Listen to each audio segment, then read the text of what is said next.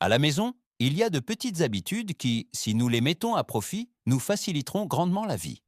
Les vieux trucs de grand-mère semblaient simples, mais ils recelaient une ingéniosité et une économie surprenantes. Chaque petite astuce est comme une pièce de puzzle qui, en s'assemblant, crée une image d'ordre et de confort à la maison.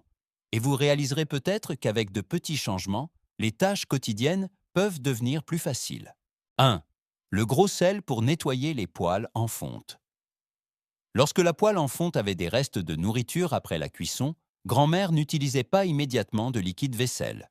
Au lieu de cela, elle répandait du gros sel et frottait vigoureusement avec un chiffon. Le gros sel ne nettoyait pas seulement les résidus, mais il maintenait également intacte la couche antiadhésive naturelle de la poêle. Cela permettait à la poêle en fonte d'être propre et durable, et chaque fois qu'on y cuisinait, les aliments étaient plus savoureux. 2. Polir les meubles en bois avec de l'huile d'olive et du citron. Les tables et chaises en bois, après une longue période, perdaient souvent leur éclat. Grand-mère avait une méthode simple. Elle mélangeait quelques gouttes d'huile d'olive avec un peu de jus de citron et y trempait un chiffon doux. Après un seul essuyage délicat avec le chiffon, la surface du bois retrouvait son éclat, et l'odeur de citron procurait également une agréable sensation. Ainsi, les meubles en bois de la maison conservaient toujours leur aspect frais. 3. Nettoyer les vitres avec du vinaigre et du papier journal. Au lieu d'utiliser des produits chimiques, grand-mère n'avait besoin que d'un peu de vinaigre blanc et d'un vieux journal. Le vinaigre dissolvait les taches et le journal essuyait, laissant une surface brillante sans trace. Ainsi, les fenêtres et les miroirs étaient toujours étincelants, et cela permettait en plus d'économiser de l'argent. 4. Déboucher les canalisations avec du bicarbonate de soude et du vinaigre. Lorsque la canalisation commençait à se boucher, grand-mère ne se précipitait pas pour acheter des produits chimiques agressifs. Elle versait simplement du bicarbonate de soude dans le drain, puis ajoutait du vinaigre. Le mélange effervescent aidait à pousser la saleté, débouchant à nouveau la canalisation. C'était une méthode sûre et respectueuse de l'environnement. 5. Du papier d'aluminium pour récurer la grille du four. Après une grillade, la grille du four était souvent pleine de graisse et de restes de nourriture brûlés et collants. Grand-mère ne dépensait pas d'argent en brosse métallique ou en nettoyant puissant. Elle froissait simplement un morceau de papier d'aluminium usagé, le saisissait fermement dans sa main et frottait vigoureusement. La surface de la grille commençait à briller. Les morceaux de saleté se détachaient, la laissant impeccablement propre comme neuve. Une astuce économique qui utilisait en plus quelque chose qui semblait inutile. 6. De la cire de bougie pour les tiroirs qui coincent. Les vieux tiroirs en bois se bloquaient souvent et émettaient un grincement agaçant à l'ouverture et à la fermeture. Au lieu de forcer, grand-mère n'avait besoin que d'une bougie et la frottait le long des rails. La fine couche de cire adhérait délicatement, permettant au tiroir de glisser en douceur, s'ouvrant et se fermant facilement. Mieux encore, l'effet durait des semaines sans qu'il soit nécessaire de le répéter fréquemment. 7. Le vinaigre à la place de l'adoucissant. Aujourd'hui, les machines à laver offrent une multitude d'adoucissants parfumés, mais grand-mère utilisait quelque chose de très simple, du vinaigre blanc.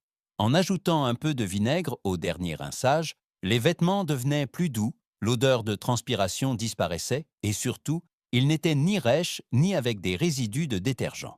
Le vinaigre aidait aussi les couleurs à ne pas ternir et les serviettes à mieux absorber l'eau. Grâce à cette habitude, les vieux vêtements ressortaient toujours frais et propres, sans rien envier aux adoucissants plus chers. 8. Nettoyer les plinths avec une chaussette. Dans chaque maison, il y a un endroit où la poussière s'accumule et auquel peu de gens prêtent attention, les plinths. Grand-mère n'utilisait pas de chiffon ou de brosse compliquée, mais elle enfilait une vieille chaussette sur sa main, se baissait et la passait le long de la plinthe. La poussière adhérait au tissu, et d'un seul mouvement, tout le mur était propre. Une méthode rapide, pratique, et qui utilisait ces vieilles chaussettes qui semblaient inutiles. 9. Refroidir l'oignon avant de le couper. Les larmes coulaient toujours à flot en coupant des oignons, mais grand-mère avait une petite astuce pour rendre la cuisine plus supportable. Avant de couper, elle mettait l'oignon au réfrigérateur pendant environ 10 minutes. L'âcreté de l'oignon diminuait et en le coupant, il n'irritait plus ses yeux. Cela permettait à grand-mère d'avoir des oignons pour cuisiner et de se sentir à l'aise dans la cuisine, sans le scénario de cuisiner et d'essuyer ses larmes en même temps. 10. Du dentifrice pour polir les robinets. Les robinets métalliques, après un certain temps, se couvraient souvent de calcaire ou perdaient leur éclat. Grand-mère n'avait pas besoin d'acheter de nettoyants spéciaux. Elle prenait simplement un peu de dentifrice ordinaire de la salle de bain, l'appliquait directement sur le robinet et l'essuyait soigneusement avec un chiffon doux. En quelques minutes seulement, la surface brillait à nouveau, étincelant à la lumière comme un robinet nouvellement installé. L'arôme mentholé délicat du dentifrice procurait également une sensation de fraîcheur dans la cuisine. 11. Retourner le matelas selon la saison. Si le matelas est toujours maintenu dans la même position, il se déformerait rapidement aux endroits de plus grande pression. Grand-mère avait une habitude simple mais très efficace. À chaque saison, elle retournait et tournait le matelas. Ainsi, la pression était répartie uniformément. Le matelas conservait plus longtemps sa forme plate et offrait un sommeil plus confortable. Cette méthode ne coûte pas d'argent, mais prolonge la durée de vie du matelas de plusieurs années. 12. Des clous de girofle dans une orange pour parfumer les armoires. Par temps froid et humide, l'odeur d'humidité s'infiltrait souvent dans l'armoire. Grand-mère n'avait besoin que d'une orange fraîche et y enfonçait des clous de girofle sur toute sa peau. L'orange devenait un désodorisant naturel qui diffusait un arôme délicat, éliminant l'humidité et repoussant les insectes. Chaque fois qu'on ouvrait l'armoire, le subtil parfum rendait la maison plus agréable et plus accueillante. 13. La graisse de bacon pour tartiner le pain.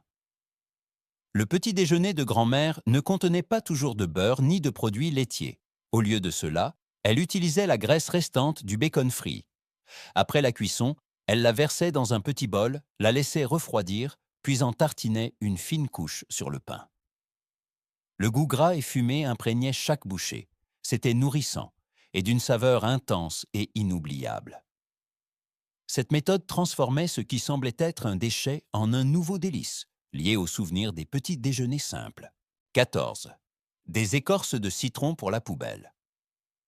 La poubelle de la cuisine dégageait souvent des odeurs désagréables, même avec un nouveau sac. Grand-mère, ingénieusement, jetait des écorces de citron fraîches au fond de la poubelle. Les huiles essentielles de l'écorce de citron se répandaient, neutralisant les mauvaises odeurs et procurant un arôme frais et délicat. Chaque fois que vous ouvrirez le couvercle, vous ne froncerez plus les sourcils, mais trouverez une cuisine plus agréable. 15. Faire bouillir le linge blanc jauni avec du citron. Les nappes ou chemises baumises blanches, après de nombreux lavages, jaunissaient souvent et semblaient vieilles. Grand-mère ne les jetait pas, mais les mettait dans une grande marmite d'eau, ajoutait quelques tranches de citron frais et les faisait bouillir. L'acide citrique naturel éclaircissait les fibres et éliminait la teinte jaunâtre. En séchant au soleil, les vêtements non seulement devenaient plus blancs, mais dégageaient également un agréable arôme citronné. Cette méthode était économique et maintenait les vêtements blancs impeccablement propres comme neufs. 16. Nettoyer de haut en bas. Grand-mère rappelait toujours, pour nettoyer une maison, il faut connaître l'ordre. Commencer par le haut, aspirer le plafond, nettoyer les étagères et seulement ensuite passer au sol. De cette façon, la poussière retombait et tout était ramassé en une seule fois. Si l'on faisait le contraire, le sol fraîchement lavé serait immédiatement sali à nouveau. Cela semble simple, mais grâce à cette habitude, le nettoyage de grand-mère était toujours organisé, rapide et sans effort. Les petites astuces de grand-mère ne sont pas seulement un moyen de maintenir la maison propre et ordonnée, mais aussi une preuve d'ingéniosité et d'économie dans la vie quotidienne. De la façon de garder le sucre roux toujours en vrac, au polissage des robinets avec du dentifrice, en passant par l'habitude de nettoyer dans le bon ordre, tout est simple, mais facilite grandement la vie. Chaque habitude, chaque secret, respire le soin et l'amour pour la famille. La chose la plus précieuse que nous apprenons n'est peut-être pas seulement les astuces, mais un mode de vie. Apprécier chaque petit détail pour transformer la maison en un lieu confortable et serein.